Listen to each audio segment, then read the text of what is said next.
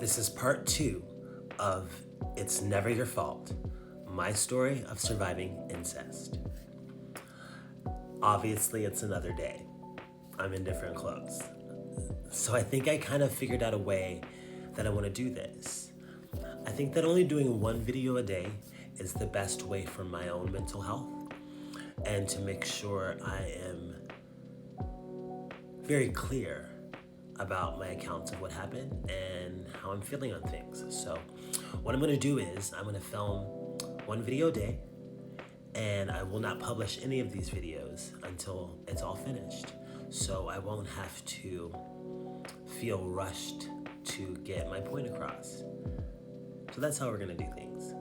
All right, so we last left off. My mom had taken me to Barnes & Noble because I wanted to get some magazines. I got 3 gay magazines, and I chose to spend the night at my uncle's house because my grandfather's funeral was the next day. Like I stated before, my uncle's home was not too far from the location of my grandfather's funeral and also the burial plot. So not only did I feel safe and comfortable at my uncle's house, it was super close to where we had to be to things. So it just made sense to me. My uncle always kind of treated me like an adult. You know, I never drank or smoked weed or did anything like that around them, although that's what he did. I still just felt cool. There was always a lot of laughter, a lot of jokes, and I had a very close, I called him Cousin Bobby, although he was more like an Uncle Bobby. Uncle Cousin Bobby, he was like the rock and roll guy in the family. He liked to have fun, but he was also a recovered alcoholic and drug addict. So he was also one of my people in my life that I got a chance to see what recovery looked like. And so that's something that I still hold with me today. But my cousin Bobby and my uncle, I was about to say his name, but I'm not gonna say his name, and my uncle and I, we spent that evening together. I think that they were cooking some steaks on the grill, just watching some TV, things of that nature. I remember when I got back to my uncle's house from Barnes & Noble, I remember that I took my bag of magazines, you know those like paper brown sleeves that they put magazines in? I remember taking that sleeve of magazine and just tossing it on the kitchen counter. Now, I would have done that at my own house, you know, so that's why I didn't think two things about it. I took my things, I tossed them on the kitchen counter, and I went and I did something else, and I kind of forgot about it. I can't remember what exactly I was doing, but after a while, I came back inside to my uncle's house in the kitchen, and he was standing there with my magazines in his hand, and he was just flipping through them. He didn't look at me. He didn't say anything. He just looked at the magazine and put them back in the sleeve and walked away. Now on the inside, I was like screaming. I don't know what it was because I had no shame of having those magazines. I don't know what it was, but I felt something in my spirit tell me that something's not right. Something didn't feel right, and I can't tell you exactly what that was, but something just didn't feel right. It's a feeling that I wish I would have paid more attention to, but this is obviously in hindsight. I was very young.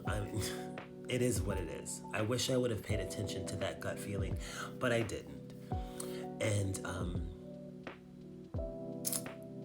I believe that we went ahead and had dinner.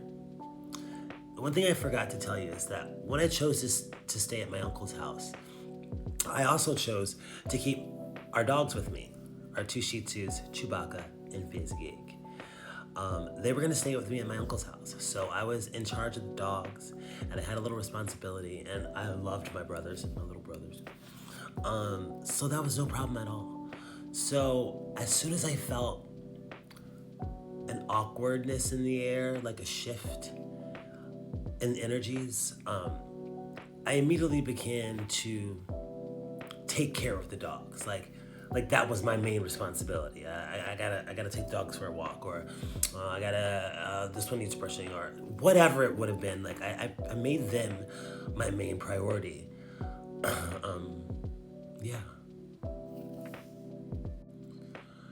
I remember us eating dinner and us hanging out in the living room, me, my uncle, and my cousin, and just a lot of laughter, a lot of just chill energy. Mind you, I was not chill at all, because in my mind, I had just been discovered from a family member.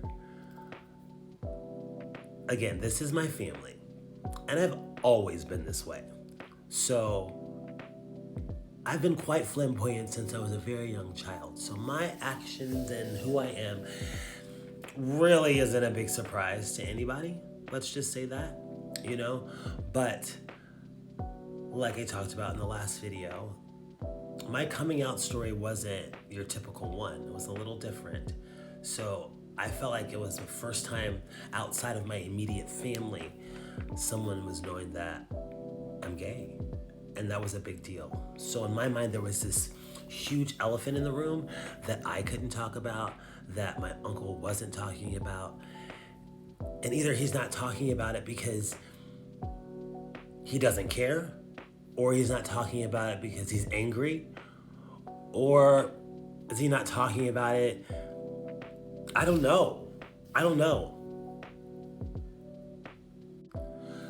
So we eat our dinner, we watch our movies, whatever we're watching, and we are in the middle of buttfuck nowhere, Prospect, Kentucky. Now, when I tell you there's like pitch black and nothing, you can barely see a few specks of light, it's in the middle of fucking nowhere.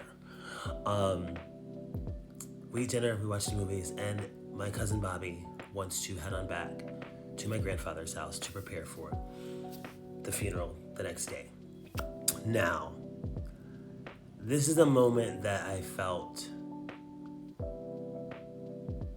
terrified to experience, and I don't know where the tear came from. And I think that it came from knowing that when my cousin Bobby left, that there was probably gonna be some questioning. There was probably gonna be a conversation. And I was scared of that. So my cousin Bobby said goodbye and left. And so it was just me and my uncle at my uncle's house. And initially, everything seemed fine. Like, we just continued to watch some television and everything seemed very casual. There was no red flags. I don't know. I didn't feel anything strange at that moment. After about, 30 minutes or so, I remember my uncle getting up from the living room and walking to his bedroom. And it was a very long hallway down to his bedroom that I could see from the living room. And so he said he was gonna go to bed. And he got up and he walked to the bedroom. Now he left his door open, which I kind of thought was strange, but not really. I mean, it's his house. So he went into his bedroom and I stayed outside in the living room with my two dogs.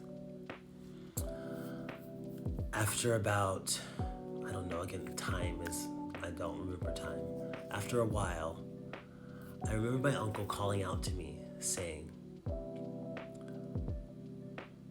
"Are you gonna sleep in here?" And that really confused me. When I didn't reply right away, he said, "Bring me those magazines in the kitchen." And that's where I'm gonna pause for now.